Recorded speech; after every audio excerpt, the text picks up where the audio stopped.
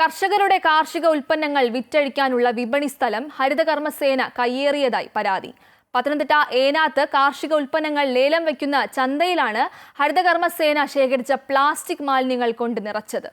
ഇതോടെ കാർഷിക വിളകളുമായി വരുന്ന കർഷകർ സ്ഥലപരിമിതിയാൽ നട്ടം തിരികെയാണ്. ഏനാത്ത് സാംസ്കാരിക നിലയത്തിന് സമീപമുള്ള പഴയ ചന്തയിലാണ് വർഷങ്ങളായി VFPCKയുടെ കാർഷിക വിപണി പ്രവർത്തിക്കുന്നത്. തിങ്കൾ, വ്യാഴം ദിവസങ്ങളിലാണ് ലേലച്ചന്ത നടക്കുക. വിപണിയുടെ ആവശ്യത്തിനായി ഷീറ്റിട്ട ചെറിയ മുറിയും ഇവിടെ സജ്ജീകരിച്ചിട്ടുണ്ട്. ഏഴംകുളം പഞ്ചായത്തിൻ്റെ ഈ സ്ഥലത്ത് തന്നെയാണ് ഇപ്പോൾ ഹരിതകർമ്മസേനയും അവർ ശേഖരിക്കുന്ന പ്ലാസ്റ്റിക് മാലിന്യങ്ങൾ ഉൾപ്പെടെ തരംതിരിച്ച് സൂക്ഷിക്കുന്നത്.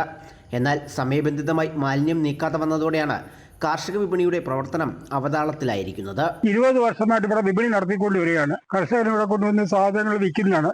ഈ ഷെഡിനകത്തോട്ട് കയറാൻ പോലും സ്ഥല സൗകര്യം ഇല്ലാതാണ് ഇവിടെ കൊണ്ടുവന്ന് ഇത് വെക്കുന്നത്. പഞ്ചായത്തിൽ നിവേദനം എഴുതി കൊടുത്തു. പിന്നെ കൃഷി ഓഫീസറുടെ കയ്യിൽ ഒരു കോപ്പി കൊടുത്തു. എല്ലാ മെമ്പർമാരുടെ അടുത്തും പറഞ്ഞു, വൈസ് പ്രസിഡന്റിന്റെ അടുത്തും പറഞ്ഞു, നാളെ മാറ്റാം എന്നാണ് പറയുന്നത്. ഇതുവരെ ഒരു ആക്ഷൻ എടുക്കുകയോ ഒന്നും ചെയ്തിട്ടില്ല. ഇപ്പോൾ ഓണം വരികയാണ്. സാധനങ്ങൾ ഒരുപാട് കൂടുതൽ വരുന്ന സമയത്ത് ഇവിടെ വെച്ച് വിൽക്കാൻ പോലും സൗകര്യമില്ല. ഇവിടെ വിൽക്കാൻ സൗകര്യമില്ല. ആകപ്പാടെ ഉണ്ടെന്ന് പറയുന്ന ഒരു ചെറിയ ഷെഡ് മാത്രമേ ഉള്ളൂ. ഏനാത്ത് വിപണിയിൽ 300ഓളം കർഷകർ അംഗങ്ങളാണ്.